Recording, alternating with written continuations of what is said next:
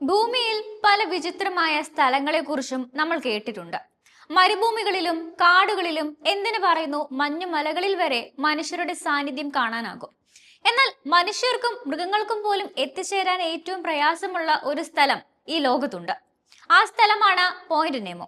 Nemo എന്ന വാക്കിന് Latin ഭാഷയിൽ ആരും ഇല്ല എന്നാണ് അർത്ഥം വരുന്നത്.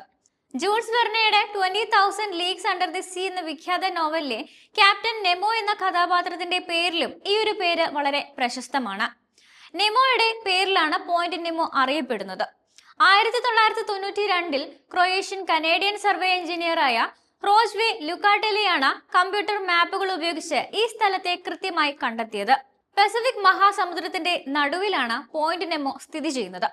ഭൂഖണ്ഡങ്ങളിലേക്കും ചെറിയ ദ്വീപുകളിലേക്കും ആയിരക്കണക്കിന് കിലോമീറ്റർ അകലെയാണിത്. ഏറ്റവും അടുത്തുള്ള കരയിൽ നിന്നും ഏകദേശം 2700 കിലോമീറ്റർ അകലെയാണിത്. അതിനാൽ ഇവിടെ മനുഷ്യർക്ക് ജീവിക്കാനും എത്തിപ്പെടാനും സാധിക്കില്ല.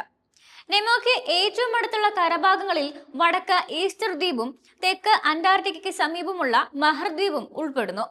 ഇവയെല്ലാം ആയിരക്കണക്കിന് കിലോമീറ്റർ അകലെയായതിനാൽ പോയിന്റ് നെമോയെ ഭൂമിയിലെ ഏറ്റവും ഒറ്റപ്പെട്ട സ്ഥലമായാണ് വിശേഷിപ്പിക്കുന്നത്.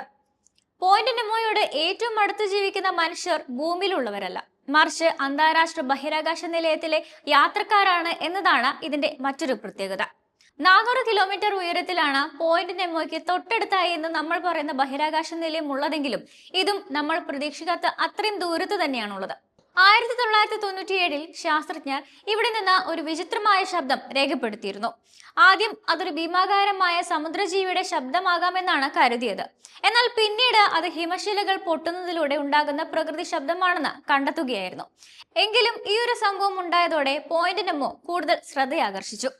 പോയിന്റ് നെമോയുമായി ബന്ധപ്പെടുന്ന മറ്റൊരു വിചിത്രമായ പ്രത്യേകതയാണ് സ്പേസ് ക്രാഫ്റ്റ് സിമെട്രി.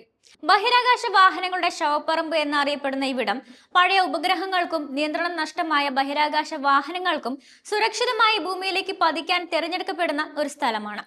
ഇവിടെ മനുഷ്യരുടെ സാന്നിധ്യം ഇല്ലാത്തതുകൊണ്ട് തന്നെ അപകടം ഉണ്ടാകില്ല എന്നതാണ് ഇതിന് പിന്നിലെ ഒരു കാരണം. റഷ്യയുടെ മിർ സ്പേസ് സ്റ്റേഷൻ ഉൾപ്പെടെ 100 കണക്കിന് ഉപഗ്രഹങ്ങളും ബഹിരാകാശ വാഹനങ്ങളും ഇവിടെ പതിച്ചിട്ടുള്ളതായാണ് റിപ്പോർട്ടുകൾ. മനുഷ്യർ മാത്രമല്ല, ഈ ഒരു സ്ഥലത്ത് സമുദ്രജീവികളും വളരെ കുറവാണ്. ഇവിടെ പോഷകങ്ങൾ വളരെ കുറവാണ് എന്നതാണ് ഇതിന് പിന്നിലെ കാരണം. ജീവൻ തന്നെ ഇല്ലാത്തതുപോലെ തോന്നിക്കുന്ന ഒരു പ്രദേശമാണിത്. അതുകൊണ്ട് ചില ശാസ്ത്രജ്ഞർ പറയുന്നത് പോലെ ഇത് ഭൂമിയിലെ ഡെഡ് സോൺ പോലെയാണ്. പ്രകൃതിയുടെ ഒറ്റപ്പെടലിന്റെ പ്രതീകമാണ് പോയിന്റ് നെമോ. മനുഷ്യരുടെ കാലടികൾ പോലും ഇല്ലാത്ത ശൂന്യവും രഹസ്യം ഒളിപ്പിക്കുന്നതുമായ ഈ സ്ഥലം സമുദ്രത്തിന്റെ നിശബ്ദ തലസ്ഥാനം എന്നാണ് വിളിക്കപ്പെടുന്നത്. എന്നാൽ ഇവിടെ കാലുകുത്തിയ മനുഷ്യരുമുണ്ട്. പോയിന്റ് നെമോയ്ക്ക് സമീപം പല നാവികരും യാത്ര ചെയ്തിട്ടുണ്ട്. എന്നാൽ സ്ഥലത്ത് കൃത്യമായി ആരും എത്തിയതായി റെക്കോർഡുകൾ ഉണ്ടായിരുന്നില്ല. കഴിഞ്ഞ വർഷം പോയിന്റ് നെമോയിൽ ആദ്യമായി ബ്രിട്ടീഷ് പര്യവേക്ഷകൻ കാലുകുത്തി. നോർത്ത് യോർക്ക്ഷയറിലെ ഹാരോഗേറ്റിൽ നിന്നുള്ള 61 വയസ്സുള്ള ടെക് സംരംഭകനായ ക്രിസ് ബ്രൗൺ ആണ് ഈ നേട്ടം സ്വന്തമാക്കിയത്. അത്യാധുനിക മാപ്പ് ട്രാക്കിംഗ് സംവിധാനങ്ങൾ ഉപയോഗിച്ച് ചിലിയിലെ പ്യൂർട്ടോ മോന്റയിൽ നിന്നാണ് ബ്രൗൺ യാത്ര തുടങ്ങിയത്. ബ്രൗണിനെ കൂടാതെ ഇന്ത്യൻ നാവികസേനയിലെ 2 വനിതാ ഉദ്യോഗസ്ഥരും പോയിന്റ് നെമോ പിന്നിട്ടിട്ടുണ്ട്. മഹാസമുദ്രങ്ങളെ കീഴടക്കിക്കൊണ്ടുള്ള യാത്രക്കിടെയാണ് ലഫ്റ്റനന്റ് കമാൻഡർ ദിൽന കെയും രൂപയും പോയിന്റ് നെമോ കടന്നത്. പായ്വഞ്ചിയിൽ ലോകം ചുറ്റാൻ ഇന്ത്യൻ നാവികസേന തിരഞ്ഞെടുത്ത 2 വനിതാ ഉദ്യോഗസ്ഥരായിരുന്നു ഇവർ.